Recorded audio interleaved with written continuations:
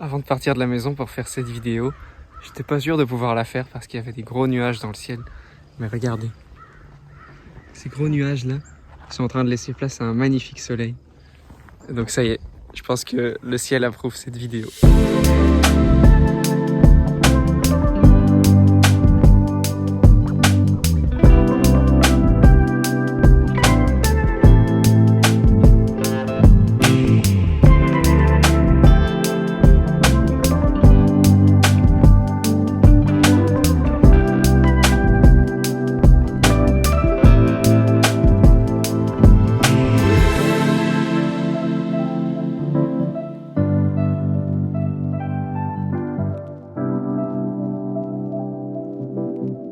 Voilà, je vous souhaite de tout cœur la bienvenue dans cette vidéo, ici dans la magnifique nature au cœur des Laurentides.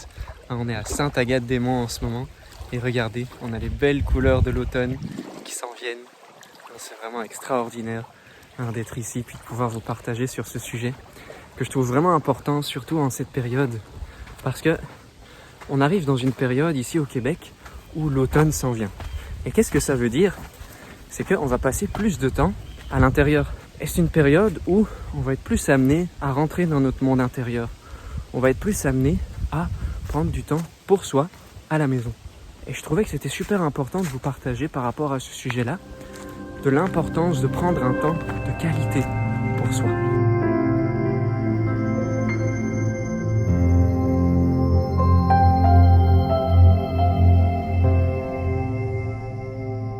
C'est vrai que c'est tellement facile de se laisser prendre par nos écrans, par nos téléphones, une fois qu'on se retrouve seul, puis que c'est le week-end, puis qu'on n'a rien comme priorité à faire ou qu'on n'a pas de responsabilité à remplir, si on habite seul par exemple.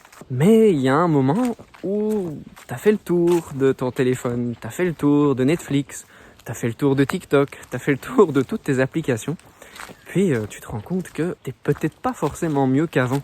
Et ça, c'est un piège, parce que parfois, on pense que en étant plus centré sur soi, en étant plus dans ses besoins, on va se sentir mieux. Mais bien souvent, après, on peut culpabiliser, on peut se dire « Ah, mais j'aurais peut-être dû faire ci, j'aurais peut-être dû faire ça. » Et au final, tu retournes devant ton écran, parce que tu as tellement d'émotions en toi qui te jugent, qui te sentent coupable, que tu préfères aller au-dessus, tu préfères fuir ça. Et ça peut être ça. Souvent, quand on va trop sur son écran, c'est qu'on veut fuir notre monde intérieur.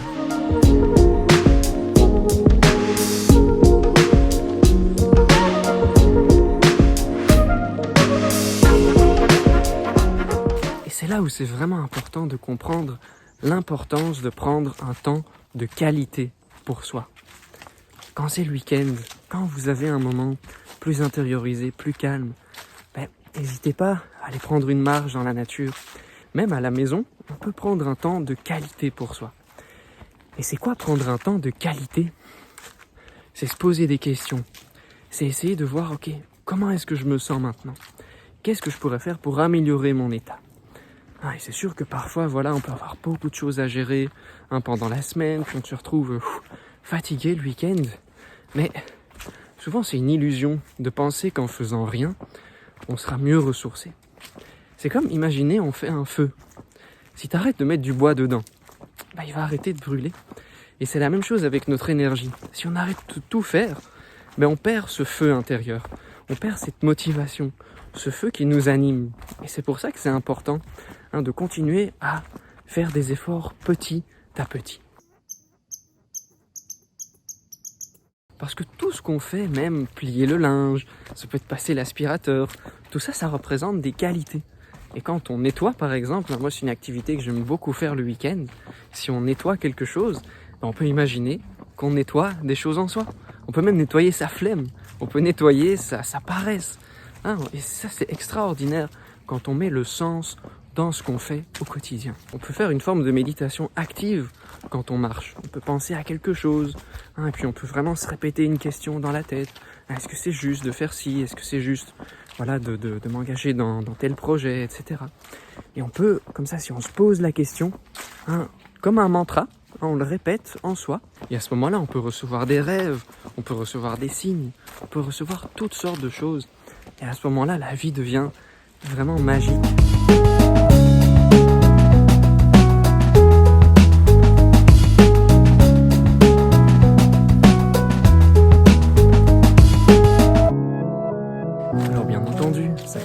d'être devant son écran, si c'est un petit moment, puis si on fait quelque chose de constructif. Donc tout est vraiment dans l'intention et dans la qualité du temps qu'on va prendre. C'est quoi qu'on va regarder? C'est dans quel état d'esprit qu'on va être. Et on peut s'observer bien sûr. Même si on se rend compte qu'on a passé un petit peu trop de temps dans une activité, on a toujours la possibilité de se replacer. On peut se dire, ok, ben voilà, là ça fait un bon moment. Puis je suis capable de passer à autre chose. Et avec les technologies d'aujourd'hui, ce qui est vraiment particulier, c'est qu'on a accès à toute l'information très facilement. Vous là, vous êtes en ce moment en train de regarder cette vidéo. Peut-être vous aviez même pas envie de regarder cette vidéo au début. Mais c'est un piège parfois, parce qu'on a tellement facilement accès à l'information qu'on perd parfois la qualité de l'information. Et ça, c'est très important de toujours garder son discernement bien actif. C'est quoi que je regarde? Est-ce que ça fait du sens? Est-ce que ça m'apporte quelque chose de positif dans ma vie?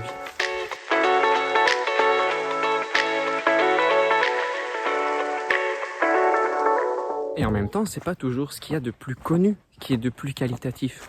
Donc il faut d'autant plus activer son discernement, même si c'est un contenu qui est plus négatif. On peut l'analyser, on peut le comprendre avec compassion aussi. Donc il faudrait aussi faire attention de ne pas juger ce qu'on peut voir, par exemple sur YouTube, dans des médias aussi. Toujours garder une bienveillance dans son discernement.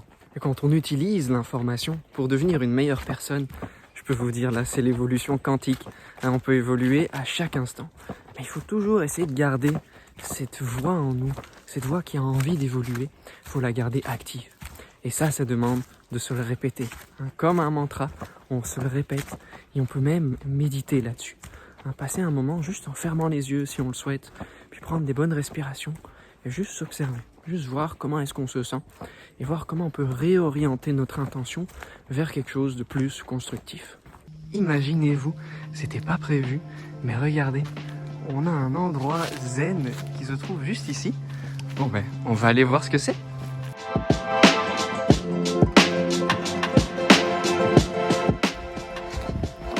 Waouh! Waouh!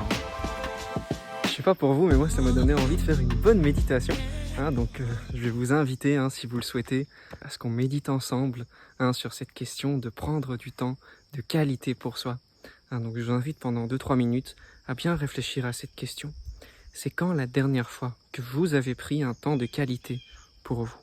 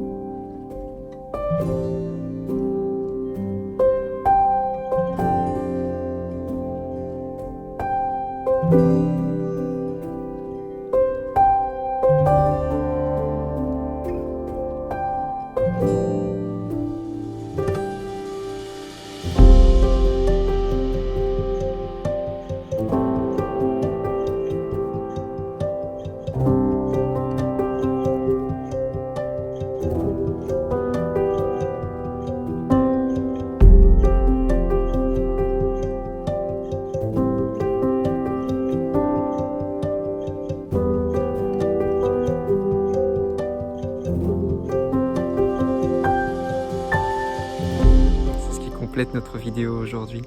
J'espère que vous avez passé un beau moment et j'aimerais vous laisser sur cette phrase bien importante sur laquelle vous pouvez continuer à méditer. L'important, c'est pas la quantité de temps qu'on prend pour soi, c'est la qualité du temps qu'on prend pour soi. À tout bientôt.